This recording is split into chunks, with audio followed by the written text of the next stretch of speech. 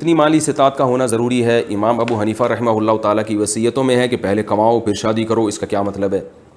دیکھو، قرآن نے جو کہا ہے نا کہ جن لوگوں میں نکاح کی استطاعت نہیں ہے وہ صبر کریں،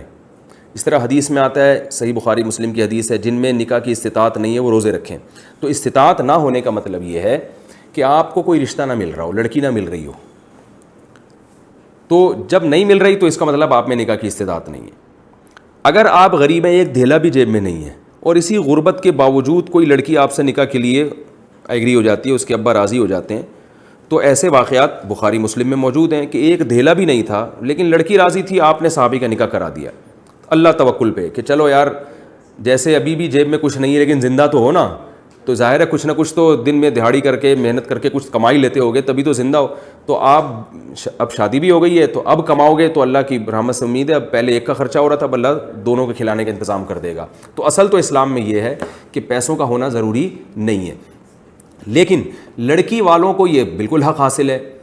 کہ بھائی وہ ایسی جگہ شادی کر رہی ہے کہ وہ بہت زیادہ توکل کرنا پڑے گا اس کو۔ مثال کے طور پر وہ صحابیہ تو راضی ہو گئی تھی، بخاری کی جو حدیث ہے کہ صحابی کے پاس ایک لنگوٹا تھا، اوپر کی قمیض بھی نہیں تھی، اس کے علاوہ کسی چیز کے مالک نہیں تھے، تو وہ صحابیہ نے گزارا کیا ان کے ساتھ کہ جہاں یہ بھوکے رہیں گے تو ہم بھی بھوکے رہ لیں گے۔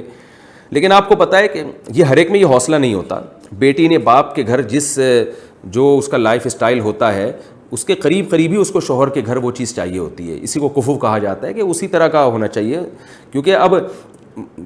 گھر باپ کے گھر میں اس کو سارا 3 ٹائم کا کھانا مل رہا ہے اور ایک اچھا ایک لگژری لائف اسٹائل ہے۔ اب وہ کسی ایسے غریب سے شادی کرے گی تو ظاہر ہے وہ اس کو بہت ٹینشن ہو جائے گی اور بھوکا رہنا پڑے گا، توکل بہت زیادہ کرنا پڑے گا۔ تو شریعت نے لڑکی کو یہ اجازت دی ہے کہ بھئی یہ لڑکا اگر آپ کے جوڑ کا نہیں ہے تو آپ انکار کر دیں، آپ اپنا اسٹیٹس دیکھ کے، اپنا حیثیت دیکھ کے آپ شادی کریں، یہ اس کے لیے بالکل جائز ہے۔ تو جو ایسے بیچارے بے روزگار ٹائپ کے لڑکے ہیں جن میں جو کمائی نہیں رہے ہیں،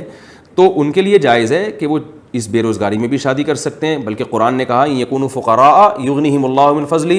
فقیر ہو گئے تو اللہ غنی کر دے گا، شادی کر لو۔ لیکن لڑکی کے لیے یہ نہیں ہے کہ وہ بھی کر لے، وہ توکل کی بھینٹ کیوں چڑھائے گی بھائی اپنے آپ کو، اس میں اتنا حوصلہ ہے یا نہیں ہے؟ اس کو کہا ہے کہ بھائی تم دیکھ لو، تمہیں اگر تگڑا مہر مل رہا ہے، تمہاری حیثیت کے مطابق مہر مل رہا ہے اور اس لڑکے میں تم سمجھتے ہو کہ کمانے کی طاقت ہے تو ٹھیک ہے، نہیں تو نہیں، تم کہیں اور شادی کرو۔ تو اب جب آپ کو اللہ نے ترغیب دے دی، آپ کی جیب میں دھیلا نہیں ہے، آپ رشتہ تلاش کریں گے، تو اس لیے اللہ نے کہا کہ تم تلاش تو کرتے رہو، لیکن ضروری نہیں کہ تمہارے حساب سے کوئی تمہیں رشتہ مل بھی جائے۔ تو جب تک نہیں ملتا تو پھر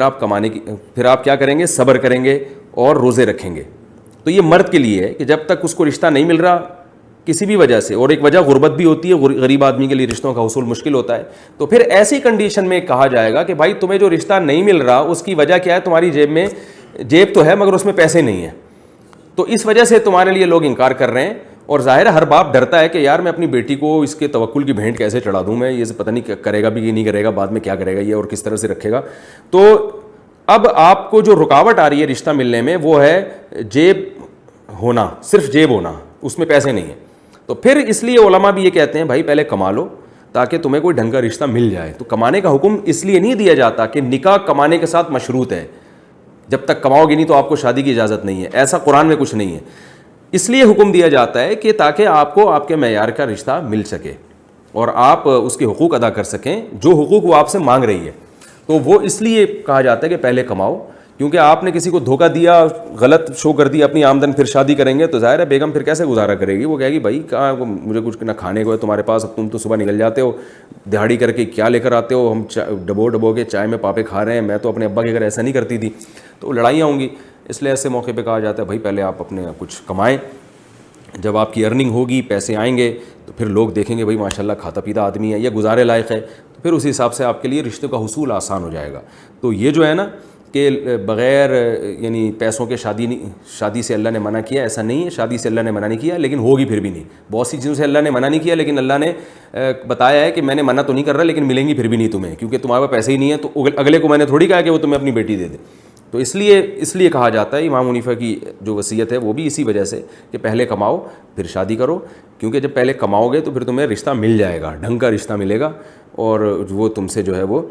پھر چخ نہیں ہوگی، گھر میں پخ نہیں ہوگی اور لڑائیاں جھگڑے نہیں ہوں گے۔ ورنہ تم بھی توکل وہ بھی توکل، اور وہ پتہ نہیں توکل کر لے تو جیسے نبی کی بیویوں نے توکل کیا نبی کے پاس تو کچھ بھی نہیں تھا, وہ 40 دن نبی کے ساتھ بھوکی رہ جاتی تھیں, تو ٹھیک ہے. لیکن آپ کو مارکیٹ میں آج کل ایسی خاتون ملیں گی نہیں کہ آپ صبح اٹھیں تو بیگم آج کھانے کو کچھ نہیں ہے, چلو اللہ پہ توکل کرتے ہیں, شام کو اللہ نے چاہ تو کچھ انتظام ہو جائے گا ورنہ روزہ رکھ لیتے ہیں.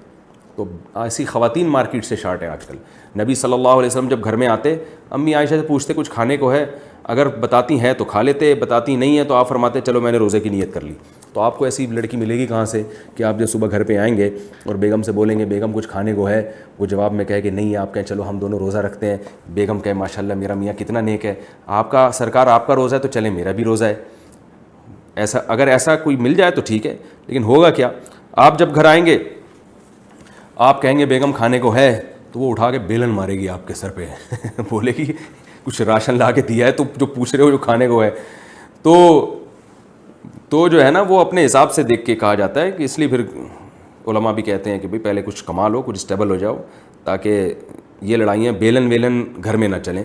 ٹھیک ہے نا, تمیز سے زندگی گزر جائے. لیکن اس میں غلو کرنا جائز نہیں ہے, تھوڑا بہت بھی ہے, کچھ اللہ پہ توکل کریں, کچھ جیب میں پیسے ہوں, مل جل کے پھر گزارا کریں. اللہ نے کہا ہے کہ اللہ نکاح کے بعد غنا دے گا. اس میں جو یہودیوں کی طرح کیلکولیشن کرتے ہیں اتنے پیسے جب تک نہیں ہو جائیں گے میں شادی نہیں کروں گا, تو وہ بیچارے ساری زندگی پیسے ہی جمع کرتے رہتے ہیں اور ان کے پیسوں میں برکت ہوتی نہیں ہے.